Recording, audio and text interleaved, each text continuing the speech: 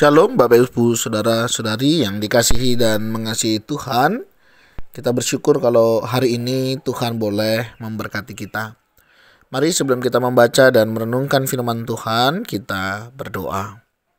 Tuhan, terima kasih, kami mengucap syukur untuk kasih setiamu di dalam hidup kami. Kami bersyukur ya Tuhan karena Engkau boleh menyertai kami. Sebentar kami akan membaca dan merenungkan firman-Mu. Berfirmanlah dan biarlah kami mengerti apa yang menjadi kehendak-Mu di dalam kehidupan kami. Kami berdoa di dalam nama Tuhan Yesus Kristus. Haleluya. Amin. Ayat bacaan kita hari ini terambil di dalam kitab Imamat pasal yang ke-20 ayat yang pertama hingga ayatnya yang ke-27. Saya akan membacakan ayatnya yang ke-23. Janganlah kamu hidup menurut kebiasaan bangsa yang akan kuhalau dari depanmu. Karena semuanya itu telah dilakukan mereka, sehingga aku muak melihat mereka. Amin. Demikianlah firman Tuhan, mari kita merenungkannya. Bapak Ibu Saudara yang dikasihi dan mengasihi Tuhan, dalam perjalanan kehidupan ini tentu ada banyak hal yang Tuhan singkapkan, yang kemudian kita boleh melihat bagaimana perbedaan ya kehidupan orang-orang yang di dalam Tuhan dan di luar Tuhan. Kemarin hari Jumat saya dan beberapa tim ngobrol dengan teman-teman yang pelayanan di Rote. Ya, dalam percakapan kami dengan teman-teman yang ada di Rote, mereka menceritakan bagaimana kehidupan orang-orang yang ada di sini. Ada begitu banyak tantangan di dalam mereka melayani, terlebih di dalam hal menghadapi konteks budaya. Ya, budaya pada prinsipnya banyak yang baik ya. Tetapi ada juga yang terkadang kurang baik. Misalnya pesta mabuk. Di sini sangat kental sekali ya dengan acara-acara pesta yang kemudian mereka bisa minum mabuk. Dan ini satu hal yang memang menjadi pergumulan yang luar biasa. Dan ini menjadi sumber ya daripada pergumulan-pergumulan yang lain. Nah, ini contoh satu tantangan yang dihadapi di dalam pelayanan di sini. Bagaimana kita memikirkan menjangkau generasi muda untuk dibawa kepada Kristus. Hal ini tentunya tidak mudah karena memang di dalam pergaulan, di dalam membangun relasi sangat dibutuhkan kebersamaan. Nah, ketika mendapatkan kebersamaan, namun isi daripada kebersamaan itu berbeda, ya terjadilah hal-hal yang demikian. Nah, dari hal demikian, bagaimana gereja menyingkapinya? Kalau kita boleh membaca dan merenungkan firman Tuhan ini, firman Tuhan mengingatkan, janganlah kamu hidup menurut kebiasaan bangsa yang akan kuhalau di depanmu. Artinya jangan kita hidup menurut kebiasaan yang orang-orang lain lakukan di sekitar kita. Memang tidak mudah Bapak Ibu Saudara untuk menyampaikan hal demikian. Di mana generasi-generasi muda disitulah mereka berkumpul. Terkadang di sanalah mereka lebih diterima. Terkadang di sanalah mereka boleh hidup untuk mereka saling melengkapi satu dengan yang lainnya. Ini menjadi tantangan yang tidak mudah. Nah, oleh sebab itu gereja perlu memikirkan hal ini. Menarik kemarin dalam sebuah diskusi bagaimana menolong generasi ini. Bagaimana generasi muda untuk hadir dan dilibatkan di dalam pelayanan gerejawi. Yang tentunya yang kedua juga memberikan teladan ya sebagai pemimpin. Untuk kita juga hadir di dalam kehidupan mereka.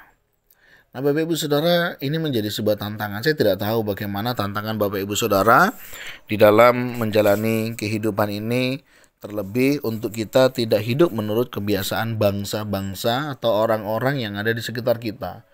yang mungkin mereka merasa itu benar, padahal belum tentu itu benar. Nah, Bapak Ibu Saudara, bagaimana kita menyingkapinya? Mari kita introspeksi juga di dalam diri kita. Mungkin kita juga tidak lebih baik ya dari orang-orang yang ada di roti ini. Mungkin kita juga tidak terlihat bagaimana kehidupan kita, yang sebenarnya kita juga sedang mengikuti arus dunia di sekitar kita. Apakah itu tentang fashion, penampilan, apakah itu tentang kebiasaan, hobi tertentu, yang sebenarnya juga Tuhan tidak menyukainya. Saya tidak tahu Bapak Ibu Saudara apa hal itu. Tapi jika ada hal-hal yang itu adalah kebiasaan-kebiasaan budaya yang tidak baik, yang tidak membawa kita kepada pengenalan akan Kristus, mari kita tinggalkan itu. Kenapa? Karena Tuhan tidak mau kita hidup di dalam kecemaran duniawi. Tuhan mau hidup kita hidup dalam kekudusan.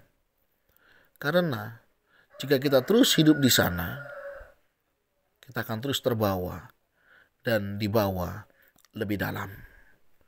Sampai suatu saat kita sudah tidak lagi memiliki kepekaan rohani.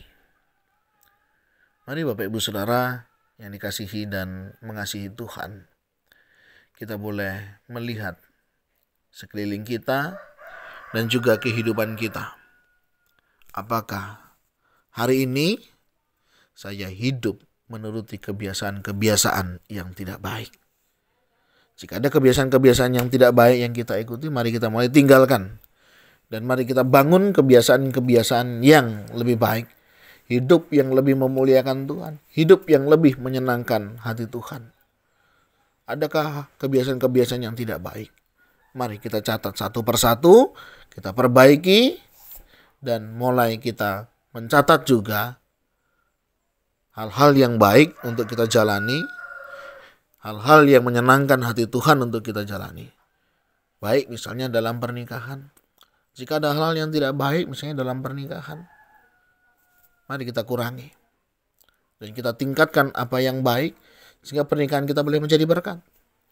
Dalam kita bekerja, adakah cara-cara duniawi yang kita kerjakan?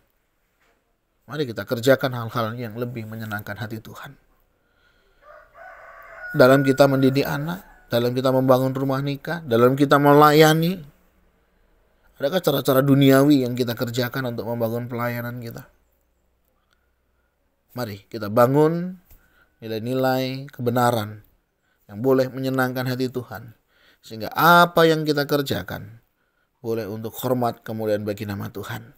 Dan boleh menjadi teladan bagi generasi muda dan generasi yang ada saat ini. Biarlah setiap kita yang semakin sudah lama mengenal Tuhan, semakin dalamlah kita juga di dalam menyatakan cinta kasih Tuhan. Tuhan, terima kasih.